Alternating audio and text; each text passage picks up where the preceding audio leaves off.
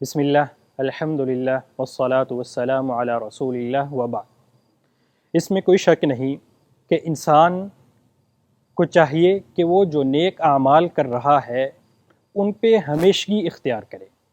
یہ عبادات کہ ان کے فرض کرنے کا ایک مقصد یہ بھی ہے کہ انسان کا تزکیہ نفس ہو۔ اسی لیے جو نیک اعمال کرنے والے لوگ ہیں ان کا دل نرم ہوتا ہے اور ان کے مقابلے میں نافرمان لوگ ان کے دل سخت ہوتے ہیں۔ یہ عبادت کسی خاص موسم کے ساتھ، ان کا تعلق کسی خاص موسم کے ساتھ نہیں ہے، بلکہ یہ عبادت انسان کے ساتھ ہیں اس کی موت آنے تک، جیسا کہ اللہ تعالیٰ نے ارشاد فرمایا وَاعْبُدْ رَبَّكَ حَتَّى يَأْتِيَكَ الْيَقِينُ، کہ آپ اللہ تعالیٰ کی عبادت کریں یہاں تک کہ آپ کے پاس یقین آ جائے، یعنی موت آ جائے۔ اور فرمایا وَلَا تَمُوتُنَّ إِلَّا وَأَنْتُمْ مُسْلِمُونَ، اور آپ اس حالت میں وفات پائیں کہ آپ مسلمان ہوں۔ تو انسان کو چاہیے کہ انسان اس میں ہمیشگی اختیار کرے۔ ان عبادات میں سے جو انسان کے دل کو ٹھیک کرتی ہیں، پاک اور صاف کرتی ہیں، ایک عبادت روزہ ہے۔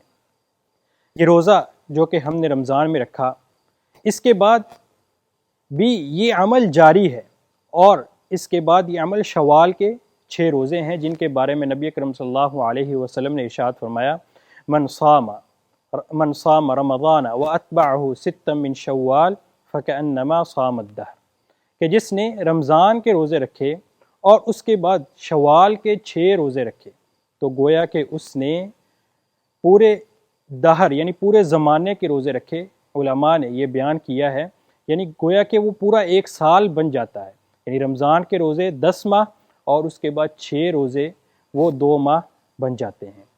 ہم نے رمضان میں روزے رکھے تو یہ اس بات پہ دلالت ہے کہ ہم شوال میں روزے بھی رکھ سکتے ہیں۔ ہم نے رمضان میں قرآن پڑھا، نماز پڑھی، تو یہ اس بات پہ دلالت کرتا ہے کہ یہ ہم رمضان کے بعد بھی کر سکتے ہیں۔ اور شوال کے یہ روزے جو ہم رکھ رہے ہیں یہ اس بات کی علامت ہے کہ اللہ تعالیٰ نے ہمارا عمل قبول فرما لیا ہے، کیونکہ جب اللہ تعالیٰ عمل قبول فرما لیتا ہے تو اس کے بعد دوبارہ عمل کرنے کی توفیق بھی عطا فرماتا ہے۔ اور شوال کے یہ 6 روزے اللہ تعالیٰ کا شکر بھی ہے کہ اللہ تعالیٰ نے ہمیں رمضان کا مہینہ اچھے انداز میں گزارنے کی توفیق عطا فرمائی۔ اور یہ شوال کے 6 روزے نماز کی سنتوں کی طرح ہیں، جس طرح قیامت والے دن جب نماز کے فرض میں کمی ہو جائے گی تو سنتوں سے اس کی کمی کو پورا کیا جائے گا، اسی طرح اگر فرض روزوں میں کہیں کوئی کمی رہ گئی تو نفل روزوں سے اس کمی کو پورا کیا جائے گا۔ وآخر دعوانا ان الحمد للہ رب العالمین۔